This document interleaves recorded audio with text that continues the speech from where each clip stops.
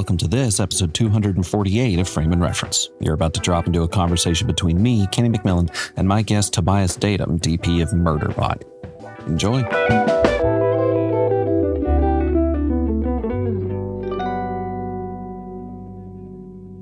Two things happened. One, I started watching Murderbot late at night last night, and I finished at 6 this morning. It is now 11. Oh shit! Wow. I took that. Well, it was good. I didn't mean to start by saying like any, shitty sci-fi, but I mean the show was like, because it's good, was like genetically engineered for me because it's like funny and it's sci-fi and it's also like production design's really good and shit. But it was a joy, and just selfishly for having to marathon things before I interview people. The shows are, they're only 20 minutes or whatever. So I was able to actually I watched all of Spider Noir the other night, and that was 8.5 hours or something. Something like that. Dang. Yeah. So some people complained about this is a concern for the season that we currently are having. And I kind of disagree a little bit because there was some complaints about the episodes being so short, and I was like, "Well, is that so bad? It makes you want them more, I guess, And then you can just decide." But maybe it had to do with the release as well, that it was like one or something a week, or I don't know how they did that. But personally, I felt like, hey, you know what? I don't mind it because, especially with streaming, you can like watch it however you like, And I felt like they all worked so nicely. Just as each episode. Well, and also you're converting a novella. I didn't read the book, but the book's only like 150 pages. If you have some 10 hours to fill that, I mean, you would be just stretching shit along. Yeah, it gets tricky because that entire book is all voiceover, really. The entire book is just Murderbot telling you what's happening. So sometimes it gets a little tricky to just even extract stuff from the book. And especially like very early on, I now for this season 2, I read the books, and it's good to like read back because like when I first read the books, and then Paul showed me the first sort of scripts, I thought of it like differently, and then obviously every step along the way, and then when you see Alex and how he plays his character, and that it really is like it's a teenager, it's like he's becoming human, but at the same time it's the journey sort of a teenager too that has in season 1 sort of like found a family, and now for season 2 actually he's pushing himself away from that family to find himself, only to realize he does not live in a vacuum. And I hadn't registered that like early on, and at some point I was like, oh wow, that's what he's doing. It's amazing. And then Noma as Dr. Mensa always was the sort of the heart of it all. Like anytime you looked at Noma, it was clear that there's something at stake, and that there's sort of a deep sense of love and belonging, sort of like a counterpart of Murderbot, what he should become when he grows up, basically, Right. So just I read too that because I got like a synopsis of the book that he's like 20 or 30 years old, which is apparently old for one of the Sackbots as well. So yeah, can you imagine? I mean, in the future, like you look back and what was 20 years ago stuff. I mean, there wasn't even an iPhone, I guess, huh? Yeah. Yeah. That's also something sketchy to think about, right? How quickly all of our lives have just ramped. It's always fun to think about, like how accessible filmmaking is now, like how difficult it was when we were even when I was in college, but certainly I imagine when you were like at AFI and shit, like, having to shoot on film. It wasn't even an option to, Yeah, I mean, there's always like pluses and minuses, but I did have a friend who, Jean-Pierre Kainer, who recently made his first movie, which is fantastic, and was in some festivals. And because he for many years had been telling me about a story, and he had his lead actor, and so at some point I was just like, let's just, because during COVID I had filmed this little short film with friends on my phone. and or on phones. And I was like so shocked because in color timing, I found myself so often just trying to tweak stuff, forgetting that it was iPhone footage. And that got me Right. thinking, like, there really isn't any excuse anymore to make a film. So if you want to be a director or a filmmaker, then just do it. Stop talking and just do it. It might not look like a giant budget movie, but it might just tell you what it needs to tell you. So with Jean-Pierre and I, we spent a day just filming his lead actor, and just having a camera and filming and stuff is exciting. I don't know if I guess it is a lot simpler than it really used to be, but I never thought of it as that hard. The hard part is to start. That's the hard part. Well, it's becoming less of my job now, but for a very long time, a big part of my job was film education. I worked at NIFA for a while in college and write for Pro Video Coalition, and even this show is vaguely educational. And the big thing that I've seen students push back on, because I've given that same advice of, just use your phone. It's like right there. And I think for those of us who came up in either traditional film school or, back when film was the only option and stuff, we spent a lot more time focusing on the script because we had to convince someone to give us any amount of money. So like that's still in us. Whereas the current generation of filmmakers seems to be highly anxious in general, but about fucking up. They don't want to. That's the whole process. I mean, that happens every single day. Yeah, that's the whole point. And I think you have to leave room for that as well. That errors happen, and because this thing takes on its own life, and you need to leave room for that. So I would say the margin is like 10 to 20% fuck up, and then you'll have something great. I think. And it sounds maybe a bit stupid, but I think there's some truth to it. So currently we're shooting in Madrid, and Madrid isn't a town that can really. So this is relatively new here. They've had parts of bigger and American shows filmed here, but they're not entirely able to. I don't think really support it by themselves. And so we took a leap of faith, and it's going great. But in the context of this, the first 2 weeks where I had to sort of figure out how do I fit in here, because there's no point in coming here and then being like, this is all I need stuff to work. You have to see how it all sort of like vibes together. We did have Paul and Chris and I. We had Paul and Chris Weitz, and I had this exact conversation that, like, ultimately the mess ups, if it is just little stuff, that when at the end of like the last take, you're like, oh fuck, I wish I had dimmed down that light, or thought of this, or whatever it is. In the end, that does that does make character of the project, and I think we need to be okay in letting that happen.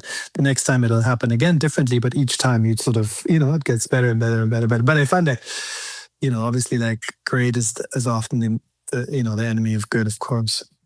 Yeah. Well, and to your point about that is like, I just today saw someone on Reddit asking about, how do I practice complex lighting setups? And immediately my knee-jerk reaction was to say, well, there aren't any. Like if you look at Greg Fraser's lighting breakdowns for Dune that they put at the ASC website, like there's a lot of lights, like there's thousands, but it's only because the set's really big. It's still just ambient, key, maybe some fill, maybe negative, but it's like it's still not 3-point lighting. 3-point lighting has sort of changed to almost 2-point lighting at this point, but it's still the same concept, and you're gonna, like you saying, like, oh, maybe that should have been dimmer, but you're only going to learn that by doing it. No one can tell you in a vacuum, when you light this, what is this? You can't know until you're presented with it. Yeah, exactly. And then it still might change. This does happen with on Murderbot anyways. That happens a lot because Alex makes it his in the the scenes are written in one way and you kind of plan for it, a certain way, and then something else might occur.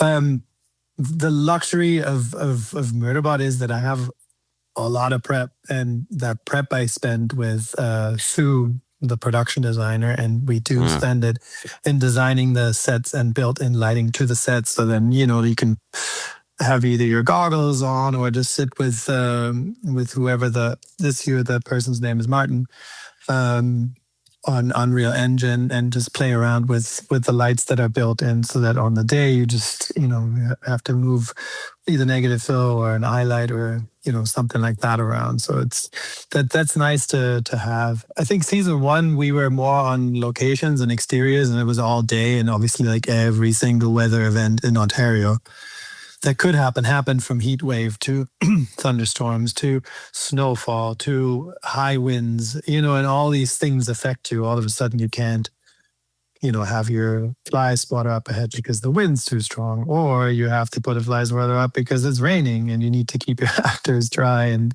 keep shooting because there's no backup then. I mean, that's what you're saying is correct. Like the lighting is very much the same. The difference is time and money, or really actually time, because money translates into time. And whether or not you have directors or collaborators with you who have the patience and the vision for that sort of stuff. I imagine if you work with somebody like Villeneuve, he's a very much a visual and sort of atmospheric storyteller, So I feel like there's probably somebody who is very thinks through a camera, I imagine. Not sure. Yeah. The one thing that did occur to me was just because of how much Alex is narrating, you're just on him the whole time. Like, it's the first in memory, in my memory, which is terrible. First time, I can't remember anything. First time I think I've ever seen a show that is so literally photographic. Like it's just a still. It's a moving still of someone just sitting, and I imagine that must have been kind of nice for you, because you're like, well, he's not going to move, so just like light him correctly and walk away. There's a couple of interesting things that developed over prep and then shooting that I wasn't really. So first of all, Murderbot became Murderbot in the designs, and I was like, oh cool, a mirror ball, thanks. Yeah. I was talking to Larry Fong, and he was talking about how like he was when they shot 300 and they brought out the Immortals, and he's like, great, a bunch of mirrors, thank you so much. Thousands of them. Yeah. Exactly. So that was one. But then when we tested, I was like, oh, this is interesting. It was actually not that difficult, like I don't think we had a lot of light removals in the helmet. But then also I was so surprised how just like, how expressive even just the helmet and the physicality of Alex was. So that was also nice. I had thought of and episode 1 maybe starts a little bit this way. I had thought of a lot more sort of like real close-ups and just sort of like how many different sizes one could use for how many, different sort of like, states of mind or such. And then it became all very, very simple, really, I mean, that's part of the whole thing, is just to just lay out, a whole array of sort of your arsenal, and you set your compass, and then, oh, okay, I only need those. It's just similar to like lenses, where oftentimes you have a set of, I don't know, you have 12 different ones and you end up using 4 of them the entire time, or almost the entire time. So that was interesting. I like that stuff. I like that, you plan for certain things and then it turns out to be not really necessary, or you discover something else that leads to. I like that way of working, to not entirely be in control. It doesn't freak me out. Yeah, my friend, well, he's my internet acquaintance, but his name's Devin Scott, and he's a writer and filmmaker, and I think he's a teacher as well. And he was just talking recently about going going back and reading Masters of Light, and he got to the Gordon Willis chapter, and Gordon's sitting there talking about how like you break the rules only by knowing them. So it's and the interviewer was like, because when did that book come out? Like the late 80s. The interviewer was like, well, like how are so you're just like you know the rules, and then you to throw them to the wind, you're just whatever. And he was like, no, I have to know my contrast ratios and my white balance. Like I have to know all that. Like there's a goal. It's just, it doesn't have to be written the same way. And I think you only find that day up, it's all creative problem solving. I don't think anyone and exactly goes it's in all with a full it's plan. all the process of like yes and like something gets thrown your way, and like it's basically sort of like the principle of improv that you're like yes and like something comes your way and you take it and you go with it and offer something else up. The two people that really impressed me as when I started working out and when in film school that I met, one was somebody I worked with as an assistant. His name's Alec Thompson, and very dead now, but did a couple of Jim Henson movies and such, sort of a British cameraman. And I worked with him. When I worked with him, I noticed he only uses the light meter. He only used the light meter twice, at the beginning of the day, sort of the setup, and then after lunch once. And he was always super nice to the crew. And I thought that's cool. This sort of level of confidence, but also of like just like being so generous, and letting people do their thing, to not have to like tell them exactly, but to just let them do it and then see how it goes. And if you can always say no, but unless something's wrong, you don't really have to, be sort of over explaining something.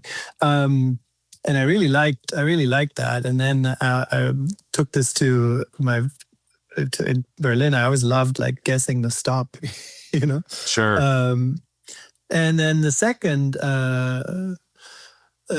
person was Conrad Hall, but I think his was more something because he kept saying it. But he was saying we had a lighting seminar and there was like a light bulb on, and it was like, oh, and somebody turned it off. It was like, oh, what was that? And they kept talking about like happy accidents, in particular, of course, that story of In Cold Blood. And such, and I thought like, yes, that's also great. It's also how I would like to be when I grow up. To somebody who's not so like this. Everything has to happen exactly how I want to, because it's just really frustrating.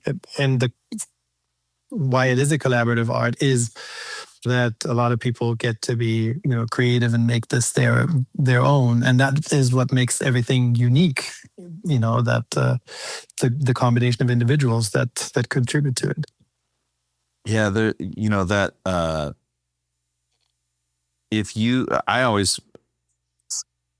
I interviewed Eric Messerschmidt a couple times, and one thing that he impressed upon me was like, you're gonna get blamed for whatever happens, Mm-hmm. So the more now I'm putting words in his mouth. This is kind of what I took from it, was like, it's better to let a lot of people do their own thing and say yes or no, because you're crowdsourcing ideas. You're not going to always have the best idea, no matter who you are. And so that'll make your work better. And if you get blamed for it, you at least mentally you can go like, well, I shouldn't have taken that idea, but at least you can kind of, your ego can kind of be like, well, it wasn't my idea, but I'm going to keep that inside. You don't want to blame anybody. But then also, if it was a great idea, then you get to go like, yes, everyone, thank you for my Oscar. Like, oh yeah. Well, and then you text them on the side. Thanks so much for that idea. Yeah, totally, totally. Yeah, I think. I don't know. Maybe I'm naive in that regard, but I'm always like, I always try to be just honest and open about whether and I do hear a lot that I don't have a filter, so if I may say something that is just we just had this too, and there is like, I do feel like very strongly when I watch some things, I do have sort of like more of a sort of emotional, borderline physical reaction to if I like something or if I don't like something. And I think that's just being German. yeah, maybe. Yeah. There is certainly like a directness that doesn't exist. Like English is a much more formal language. You have to go through a whole bunch of sort of like formalities to get to what you actually. And this was my first day at AFI where we shot these like projects in half a day each that are not supposed to be. They're just sort of like, you pull that out of your butts. And I spoke to one of them, and then I said, like, I don't like this, and I don't think this was very successful. Oh boy, like that was my AFI long nemesis. That person did not take that lightly. But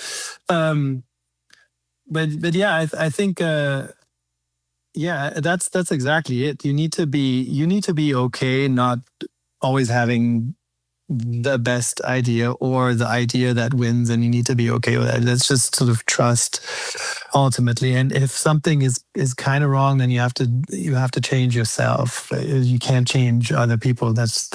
I believe that's pretty much impossible. You can push them, to their best, but you can't really change them. Yeah.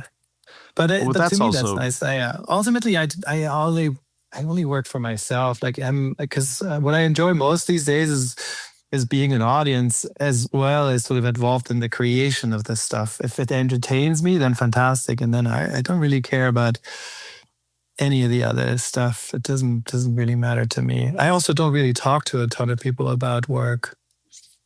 Except for you. Yeah. I mean, that's why this show exists. A lot of people have said, like, this is weird because no one ever asks DPs anything. It's like you don't often get like an opening title card. Like I've been doing this, not even the show, I'm a DP as well. And I still got friends that I've known since college, over 15, almost 20 years that still are like, so what do you do? They don't, most people, the average person doesn't necessarily care about the cinematographer unless you're like, I'm the they understand camera operator. Mm-hmm. When you say cinematographer, they're like, so your management? You're like, yeah, pretty much. Kind of, yeah. I mean, it depends on who you're working with. I do like operating myself. It is a nice place to hide, like it's, if you don't want to, depending on who you're working with, it can be just quite nice to be behind the camera and also I love that you basically are feeling you're really connected to what's happening on set, because sometimes especially when your monitors are physically removed, I always sit with a director. I don't really get into the with a DIT. Then you don't quite know what physically is happening, so it's hard to like speak to what needs to be done. And I do miss that when I'm physically removed from it, but sometimes it's necessary.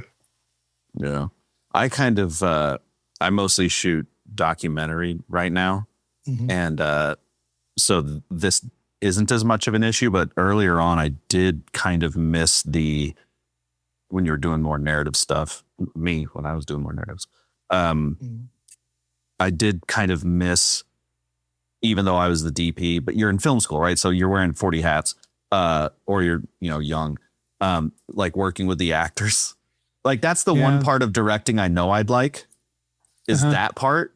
The rest of it sounds terrifying. I don't want to put all that on my shoulders, but that part specifically, like, if you do that for the camera, it's cool. Like that kind of thing. I did enjoy that, which is again, with documentary, you could just tell random people like, hey, just turn, and they're like, yeah, okay, whatever, regular people will just take direction.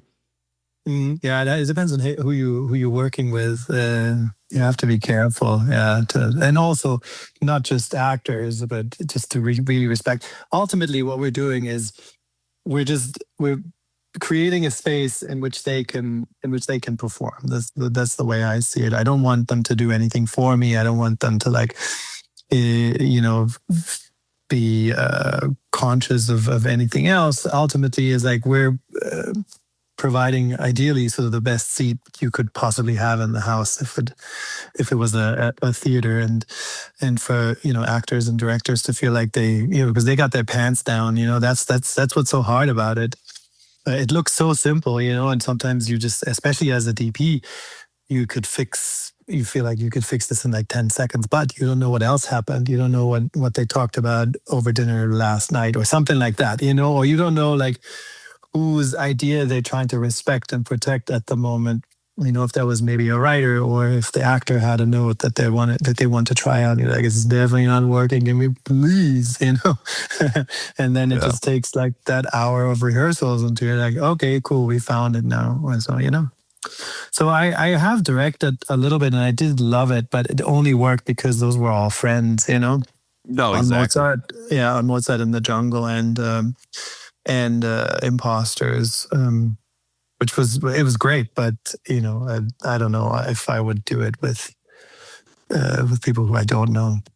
Yeah, well, and this all goes back to the idea, kind of what we were talking about earlier, where it's like if you are to well, just generally, like the way that all this works, the experimentation works, the failure, the working with your crew, getting ideas, all only works if everyone knows what the end goal is, right? Mm-hmm. If everyone's just putting in their ideas because they think it's cool, that's going to lead to failure. But if everyone goes, oh, I know what because I've read plenty of books about like military strategy and stuff because it's weirdly applicable to filmmaking. Yeah. And one of the big ones is like the only way that this works, at least with the U.S. military. I know a lot of different militaries do different things to various levels of success. But the big one for us, at least, is make sure everybody knows what the goal is so that if there's a communications breakdown or whatever, you see it in Murderbot. There's a communication breakdown and then everyone starts going rogue and now we're in trouble. Yeah. Today we actually shot that massacre that is haunting him. That happened today. It'll continue tomorrow because it's a rather big sort of stunt and VFX situation. But that's where we are right now. That's in shooting, and Murderbot thought this would give him answer and provide some piece, and to a certain extent it does, but I'm excited. It's going to be great. It's much because we're all out of space. We're not on a planet anymore. There's a lot more fun to be had with different lighting and looks, and you're not kind of bound to the elements of Ontario. So we'll see. It was great. I think we all had that same thing, that the first couple of days between Paul, Chris, Alex, and Sue, the production designer, and I at various times during first and second day, we were looking at each other. We're like, oh yeah, there it is. Oh yeah, we missed him. We missed Murderbot. There he is. And that was nice. That was good, certainly, because it wasn't so. We weren't entirely confident because we're in Madrid now, that what is going to, is this going to be? Is it going to be irrecognizably different, or is it still the through line? But yeah, no, it's really fun. Yeah, that actually brings up two things I wanted to talk about. One is like the first 9 episodes of the first season are all, in 3 places. It's like outdoors, in the habitat, and in the hopper. Mm. And then you got that 10th episode where it's like, oh boy, hold it, which I know is the one that got submitted for Emmys consent. I'm like, I get it. that one. That one's the most, visually exciting, I suppose. There's a lot more going on. But to your earlier point about leaving a space for the actors and the directors to do stuff, you had mentioned even earlier that like keeping things simple, just using the habitat or actually even the hoppers as an example, like how much grip and lighting was actually on the floor, because it feels like that habitat dome was kind of just a giant diffuser and all you had to do was throw some neg in there. Yeah, the habitat was insane because it filled the entire sound stage, and it was not very thick in terms of like this is all translucent, so you had to basically just surround the thing with um like scenic backdrops and light, and it was a lot. So it was a constant sort of like dim this up, dim this down, and you don't always want to just like, and I also don't really like working so much. I always look for, ideally, like the scene has a pace in and of itself, and then it makes me want to just sort of like, okay, and then the camera moves this way, and then you find this one setup that essentially tells you the entire scene. Like that could keep you entertained, which is not always possible. And also Paul does like to edit, so stuff like that rarely survives. But I still think of like setups that way, that they give you maximum sort of mileage.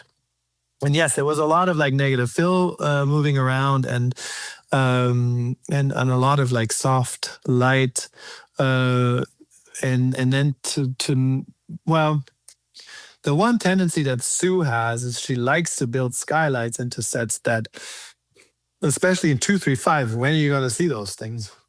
Yeah. You know? Well, and the hopper too is one big skylight. Yeah, that actually was kind of nice because like I had this light floating over it, an open alpha 4K, so it's very hard light because it's basically just the HMI globe.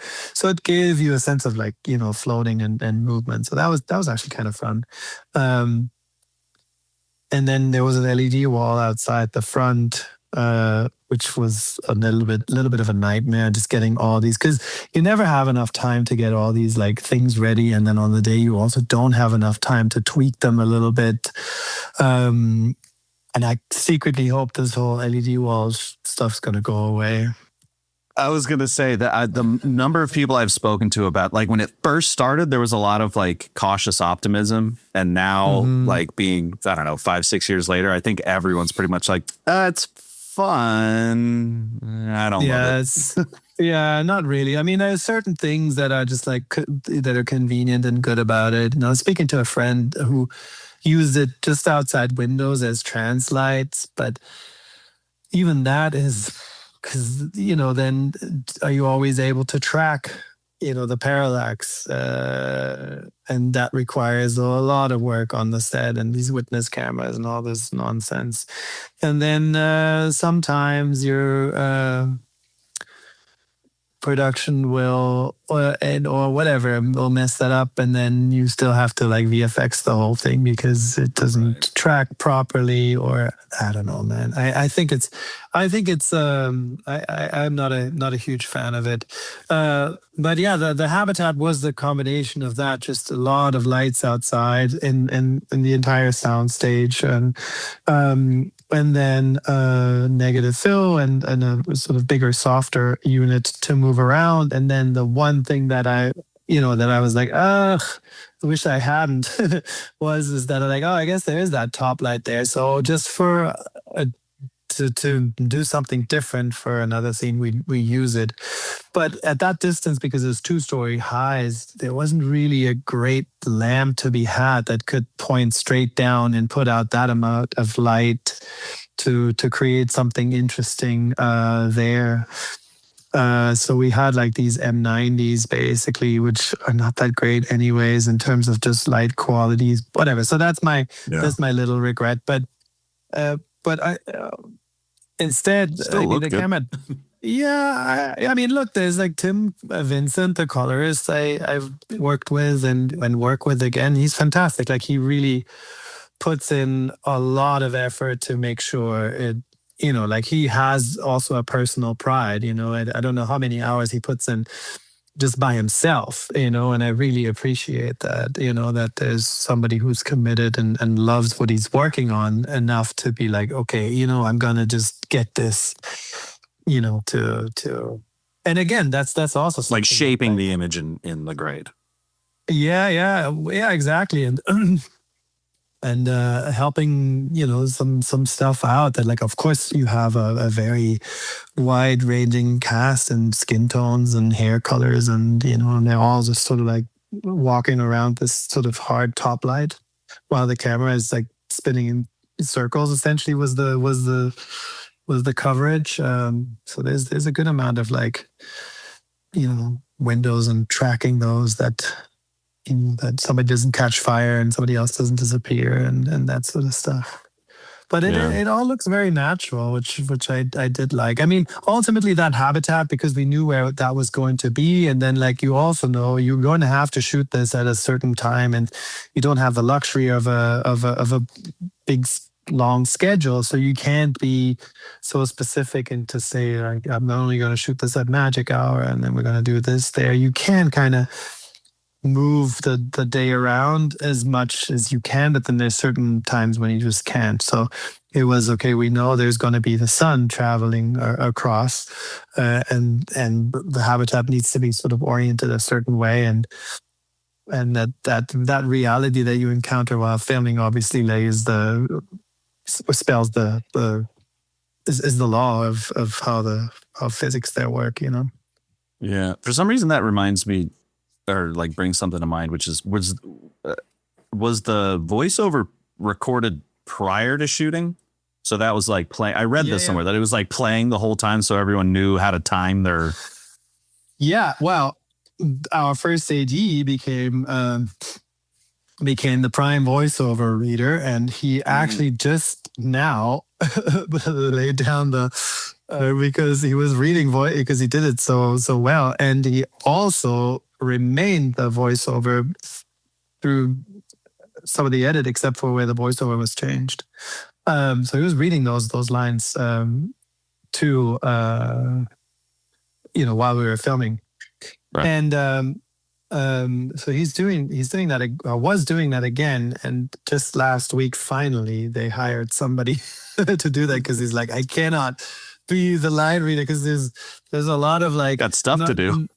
Yeah, because there's not only voiceover, but there's also like I shouldn't get into that. There's other forms of communication in this season that so I was like, dude, I'm only reading like out loud. I need to also AD this at some point. Yeah. That was red. Yeah. Did going back to the idea of the 10th episode, it felt like you. Like just watching it, like you could have shot the first 9 episodes in, whatever, I'm making up a number, 8 weeks. And then the 10th episode looks like it took another 8. Like, was that last episode like really involved, or were you kind of hustling? Because, you got that really cool location, whatever that is, but you are doing quite a bit. There's a lot of moving around. That's the University of York. So is it York? I guess it was York. University of Toronto, York is a brutalist building, though a lot of those universities in Toronto and surrounding are brutalist building for some. And not only that, but the faculty building here for film studies is also a brutalist building here in Madrid.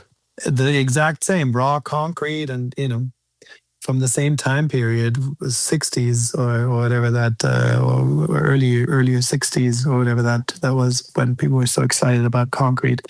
No, it was really just like light control, like covering up, because the way it was designed, you didn't have, or you don't have many windows. There's one time where I just straight up used sunlight. But then other than that, we just covered up skylights and had like, balloons floating around. And then a lot of, which I'm doing here again as well, I do have a lot of like lights that I can build in to sort of run along banisters or lay along the floor. To me, it was really just sort of, you shouldn't so much, use... light shouldn't necessarily come from where it would come from if we were in the real world, so to speak. Our logic was that once you're on this essentially meteorite that all this is tacked onto, it does have an artificial sort of atmosphere, and therefore also an artificial night and day cycle. And you see that once at least when he's about to board the ship, where that turns off. And then to me, it was also a matter of like the net sunlight isn't quite sufficient. So that's why I was thinking of like it's more starlight to use that in this case, the HMIs with a black mirror and no lens. So it's a really hard light that's not very bright, but it is like as hard as it can possibly get. And then there was a subway station that we were filming in at night, and so it wasn't a ton of moving around. But when Paul, Chris, and I, especially Paul and I, we've worked together for a very long time. We do move at a clip, And in Toronto, we also really, really lucked out with crew. We had fantastic camera operators, Sasha Morich and Greg Frankovich. We had a fantastic gaffer, Chris Harmsworth, and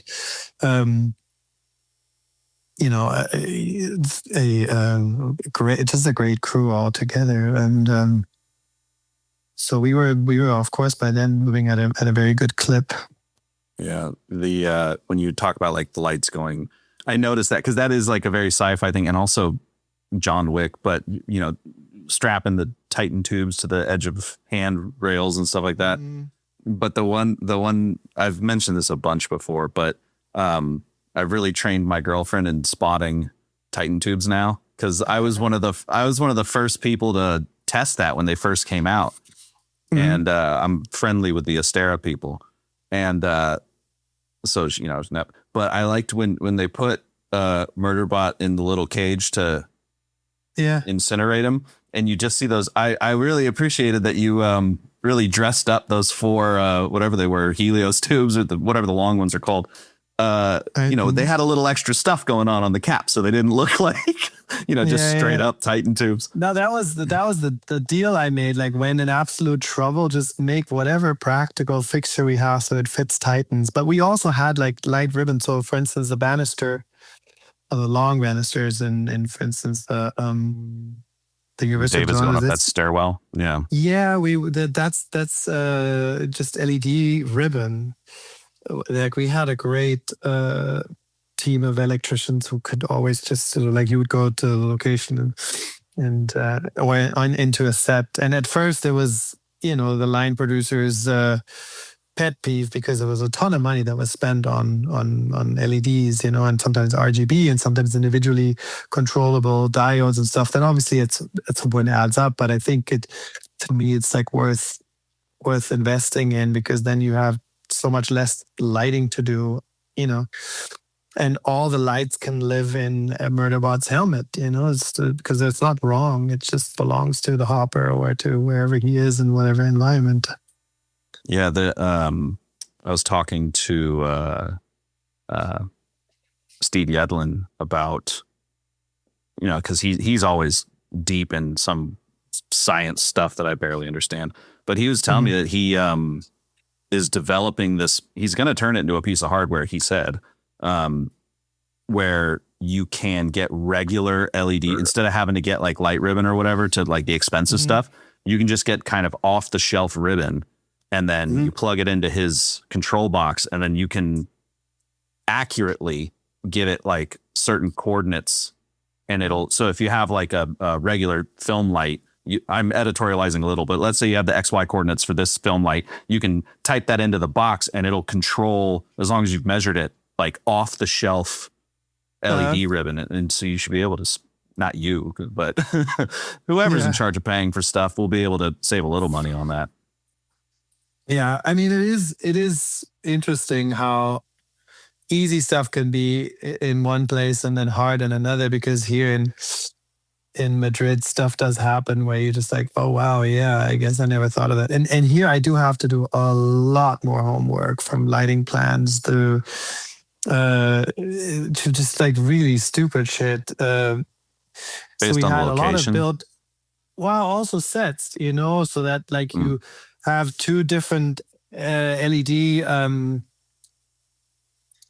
built-in LEDs in the set, but they're also plugged into 2 different phases. So, then all of a sudden, like, oh, fuck, what the heck is this? Oh, shit. Oh, yeah, right. I shouldn't be the one coming up with this. That should have been, the best boy, really, but it doesn't happen here so much. So we had a lot of like ambition and sort of dialed down on that somewhat. But again, then that gives other sort of flavor, to what it is that you're doing. Yeah. And I think this season does look more like episode 10 because we are in outer space, you know, and there is more fun to be had with lights and imagining lights. We just had like this shuttle spinning out of control, and they again had like a big crane with a alpha 4K on it that was like wildly swinging up and down, and the entire thing was sort of shaking. And it's kind of cool what you get away with when it doesn't have to look like sunlight, or when it doesn't have to look like reality. I really enjoy it. Yeah. That does make me think of, I know you've talked about it before, but the damn, that show in the show's got a real wild title. But the Sanctuary Moon. Yeah. Sanctuary Moon. I guess that's not wild. Why did I think it had like 70 words in it? Anyway, that must have been a fun reprieve, you know, because like you said earlier, like the regular show looks quite natural and not in a you know, it's just impressed upon enough where it still feels very sci-fi, but isn't so crazy. And then you've got the other show, which is, I imagine you must have just been like, hey, everything we're doing in the normal show, just whatever the opposite of that. We're going to do that here. Yeah, I mean, it's a telenovela, you know? So, and in that particular case, actually, an LED volume was dope because, we could, that was great. Also, just in terms of staging. And all these actors are actually good friends of Paul and Chris. And so that was super fun. When you also know, like, you cannot go wrong here. Like, whatever you're doing is going to be great, and just do like maximum, you know? So that was really fun. This season there's 2 different shows. There's World Hoppers too. Nice. World Hoppers and Sanctuary Moon. So that was a nice concept to come up with, as well as like what that could be. Yeah. No, it's good. It's nice to have that much stuff to play with, and also, you know, that it doesn't take itself serious. You know, that it's just fun, you know. Yeah, because my question was going to be like, what was there a limit to, like, how playful were you guys on that specific set? Was it just like that'd be fun? Are you sitting there going like, you know, it'd be funny, and then just do that, or was there a sort of a set of rules and constraints for it? Because it still does have to have its own language. Yeah, I mean, we came up with an idea, and obviously I had to pre-light and spend a whole day in that volume of the ship. And then some other concepts needed a lot more planning because they involved then maybe individual LED walls. And then one thing in particular was, before we even had anything, that was then just green screen. But yeah, we went pretty nuts. And also because Paul and Chris love actors and appreciate them so much. So once they get there, they get to play, you know, like they really get to have fun. So it's a lot less of like, basically it's just like, okay, so here's kind of what we thought in a nutshell, but enjoy, you know. And then John Cho is such a funny guy. And I mean, obviously like that entire cast of Sanctuary Moon is just, you know what to do once you see them, just like when Jack McBride says, "Stars, Captain," you know. Yeah. It's like, wow, you know. Yeah. That says, or Dewanda. Yeah, it's just funny, man. And a bunch of these scenes we kind of just improvised anyways. Not all of them were written, you know. So a handful of them we just did when we had extra time on the day when we had all of them. Yeah, because a lot of the storyline of that telenovela does obviously parallel the storyline of the show, but it doesn't all have to. It's got to be entertaining, right? There's like 7,000 episodes of that show. He's got to, you got room to do something. Quality entertainment. Actually, that Murderbot does spell it out how many exactly it is, and he's also like fiercely defensive of it. It's great. I mean, that was fun to think about what that could be. And obviously, like, you do go as with a normal show too. You just sort of like build a big house of cards, and then hopefully the shape will remain at the end of it, you know. But it's nice not to be sort of limited by too much logic, or, you know, I mean, it develops its own logic to a certain extent, but it's not supposed to be it's not supposed to be, like too rigid. Yeah, exactly. Yeah. Did you? I think I read you. This was like a 2-camera shoot. How are you using? Because like I know there's like the Fincherian move of like, oh, they're really just stacked on top of each other, getting something for the editor. How are you using the 2 cameras? I mean, when I have no idea, then I do right angles most of the time. I do a profile and a head on, for example. That gets you out of trouble oftentimes, and it's not that hard to light either. I don't really like this because that means nobody moves. That I think then everyone's just so much in each other's way, and all of a sudden the actor just does whatever the camera needs, and they need to hit marks and that sort of stuff. What I really loved actually was both Greg and Sasha were Steadicam operators, and Sasha was a very good Ronin operator too. So we could put 2 cameras kind of on its feet. And that was really nice to have. But yeah, 2 cameras is.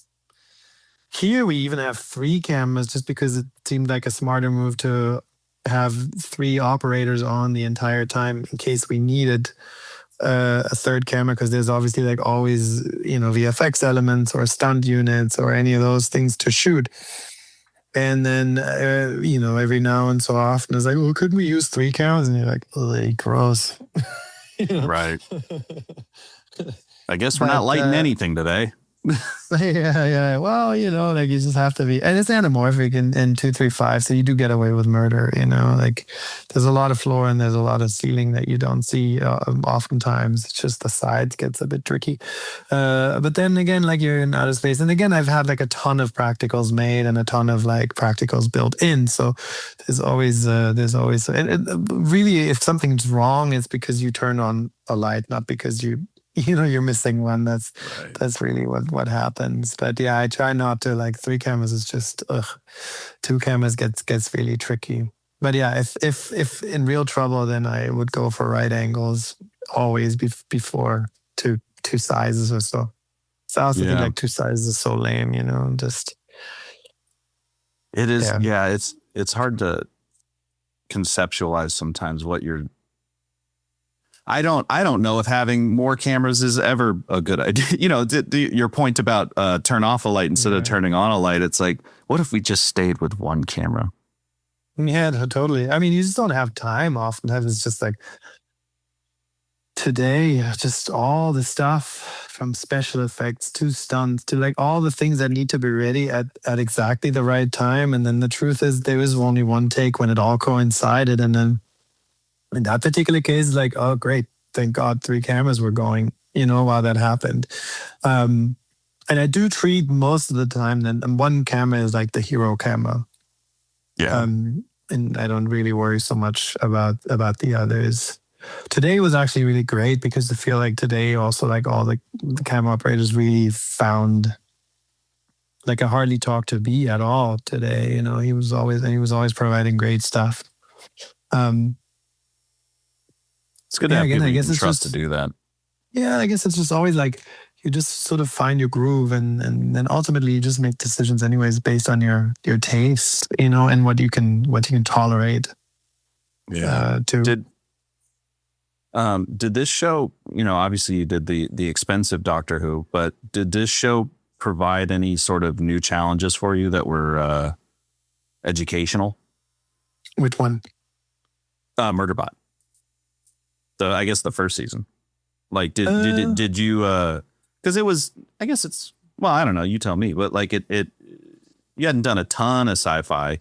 Yeah, prior. I mean, it's all the same principle. It's all about doing your homework, and all about doing your homework so that you don't have to say no. That's the way I see it. The principles are all the same. I mean, when I started working, I just did a whole bunch of different things from grip, lighting, camera, but also post-production. And that was good to have because the principles are all the exact same. Is that you squeeze 3 dimensions down to 2, and only to make them seem like 3 again. right? That's sort of the core of just the camera part of it, really.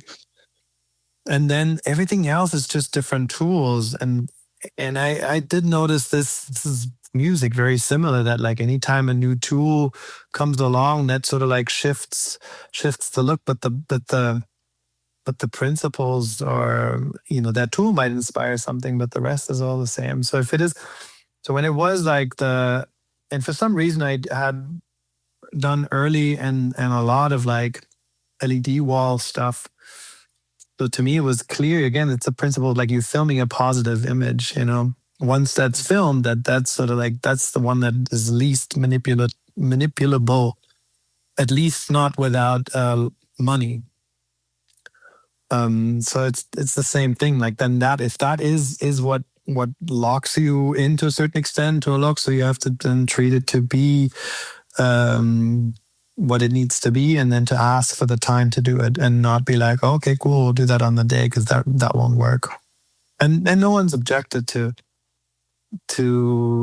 a good reason for something. And I think it's also just like to not, if you're just honest about this. So it's the same as with the painted backdrop in Doctor Who. It's like, cool, we can film it, but it's still going to require things. There's no way that I could or would say like I can promise one thing or another, because there's too many elements for that to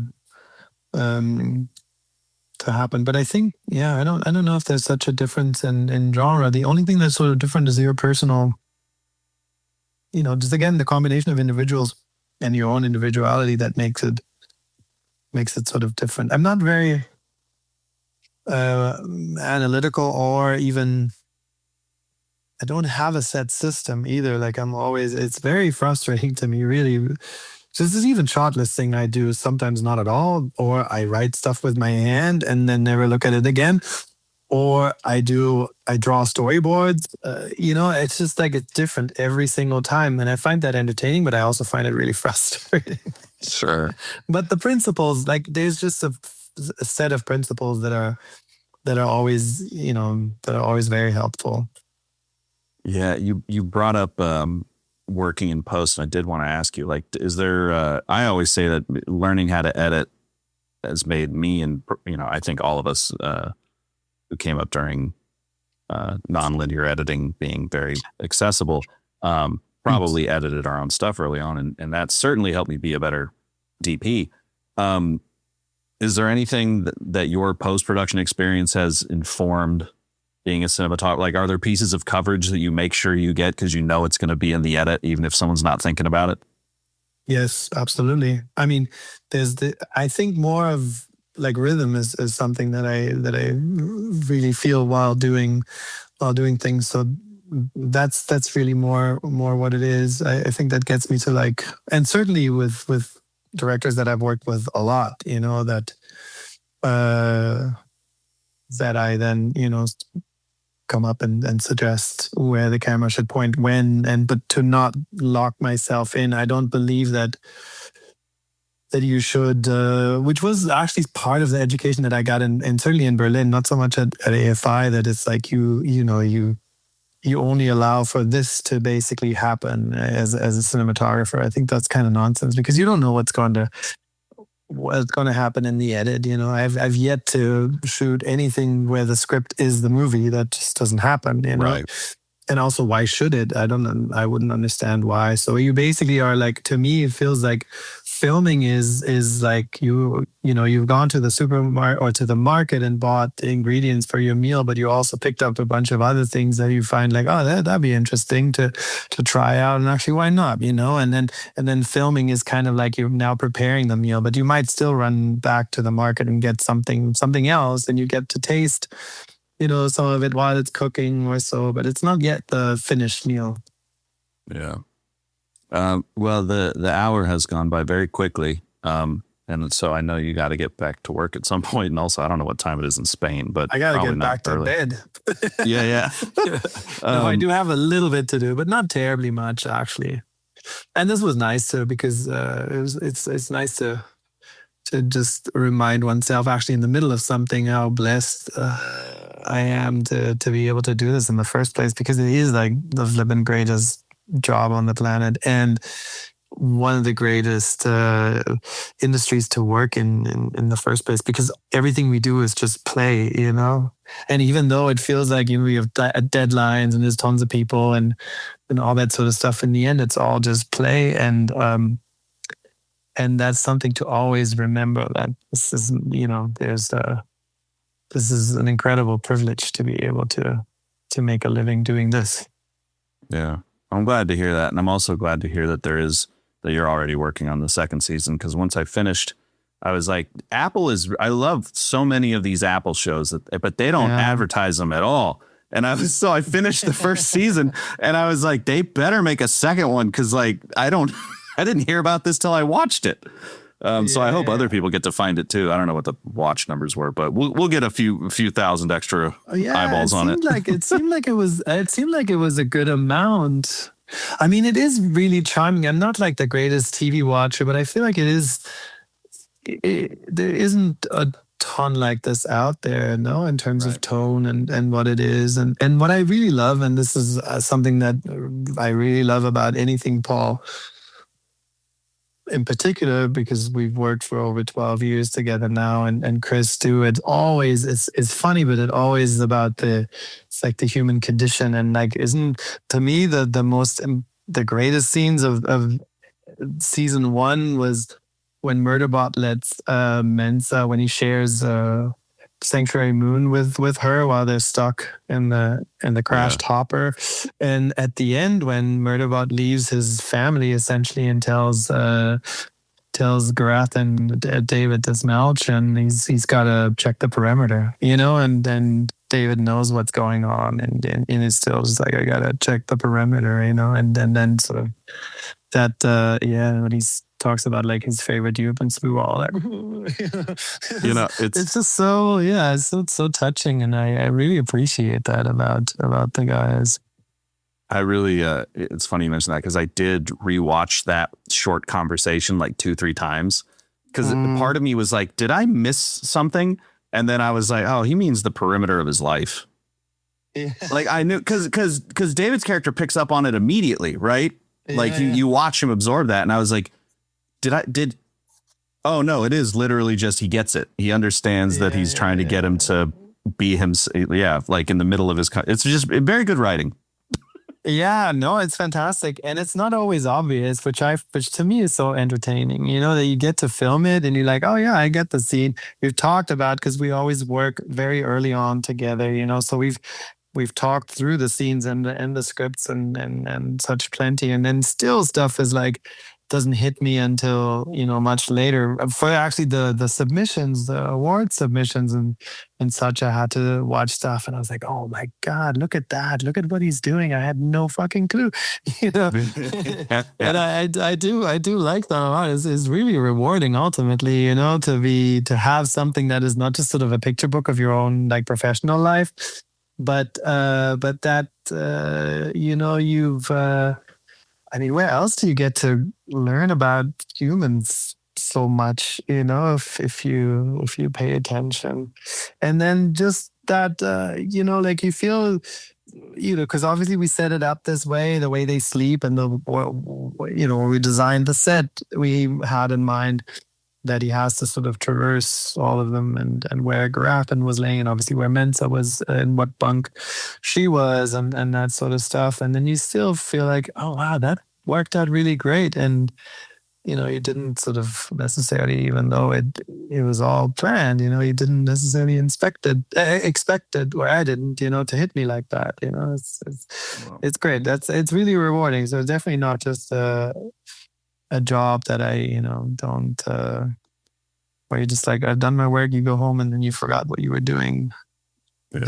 Well, David's just an insane actor too. I think he gets underutilized in his career. Like he's very good. Oh, he's fantastic. I mean, they all are, like, and what a group too. They loved each other so much. Tatiana would be on set, like even when she wasn't working, and Yeah, just incredible. It's actually like the one thing I was dreading of season 2 was like because they don't when I was reading the books, they don't appear in the second and the third book at all. It's Murderbot by himself. I was like, oh fuck, man. But then comes the scene with Pin Lee, and I was like, oh man, that's gonna be so dope. I was imagining, their banter, and obviously now reading the books, they have their faces. Sabrina and Alex and mine was like, and Sabrina was so great too. I mean, it's just great when you have this cast that love each other so much and love the project so much, and everyone does. I mean, it is really shocking. This doesn't happen very often. You know how you just like have your first high in filmmaking and then you just chase that for the rest. And Murderbot was definitely one. Season 1 was one of those highs. Like everyone in Toronto is like still in touch and is like, what's going on? We missed you, and this was so great, and tell each other stories. And yeah, I think that does show, that sort of like heart. Yeah. I'm really, really glad. Well, I'm glad for you. Thanks. But I'll let you get to sleep, and then please come back and chat with me when second season comes out, because I will watch it as it does. Okay, awesome, man. Yeah, can't wait to hear what you think of it. All right. Yeah, man. Have a good night. Take care, brother. Thank you. Ciao, ciao. Frame and Reference is an Owlbot production, produced and edited by me, Kenny McMillan. If you'd like to support the podcast directly, you can do so by going to frameandrefpod.com and clicking on the Patreon button. It's always appreciated, and as always, thanks for listening.